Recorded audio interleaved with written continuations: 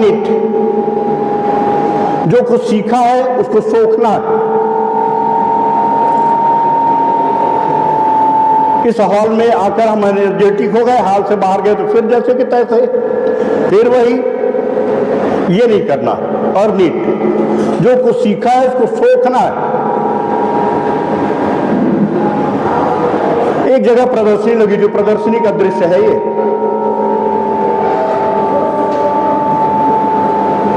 एक युवती इस प्रदर्शनी में गई, उसने इन दोनों को देखा। एक में लिखा हुआ है 500 रुपए और दूसरे में लिखा है 50,000 रुपए। इसकी कास्ट लिखी है मूर्ति की।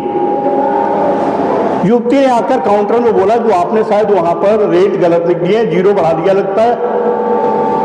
नहीं बोले ऐसा नहीं है। वो काउंटर में बैठा हुआ रिसेप्शनिस्ट जो है जाके बताया कि दोनों मूर्तियां बोले एक सी है, फिर आपने इसमें 500 रुपए, एक में 50,000 रुपए कीमत रखी है।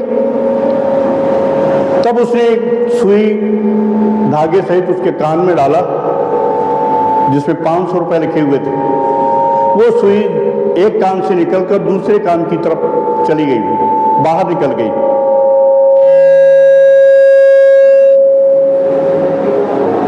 लेकिन जब दूसरी उसमें डाला तो कान से निकली, लेकिन वो बाहर नहीं निकली।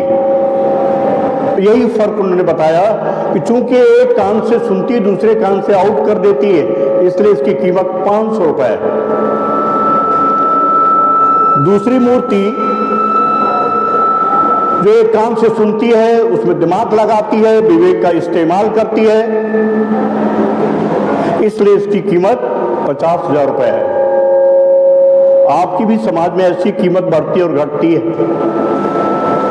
एक व्यक्ति जो मजदूरी करता है वो हो सकता है अधिकतम 500 रुपए पाता हो, दूसरा उसके साथ मिस्त्री रहता है वो 1000 रुपए पाता है, तीसरा वो सुपरवाइजर होता है वो 2000 रुपए पाता है, और एक इंजीनियर वीकली आकर या मंथली आकर विजिट करता है वो 1 लाख रुपए एक विजिट के लेता है।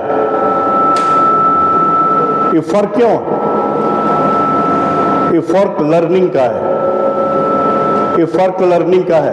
लर्निंग में इतना फर्क होता है, इसलिए हमने कहा है कि लर्न सबकी लर्निंग है, सीखते सब कोई है। वो व्यक्ति भी, वो स्टूडेंट भी सीखता है जो मेरिटोरियल होता है।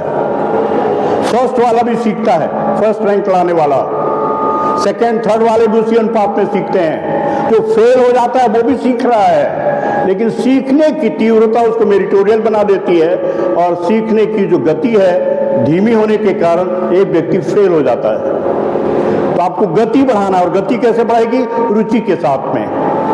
जब आप सीखने को प्यार करेंगे और जो सीखा है उसको सोखेंगे, तभी हो पाएगा।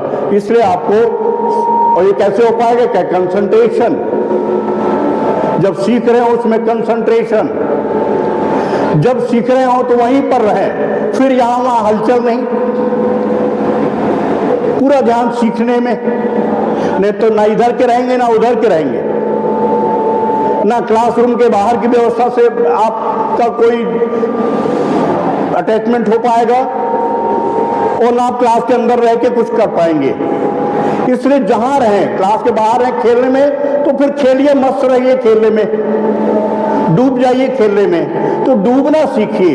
खेल रहे हैं तो भी अच्छा खेल का प्रदर्शन तभी आप कर पाएंगे जब उसमें डूब कर खेलेंगे।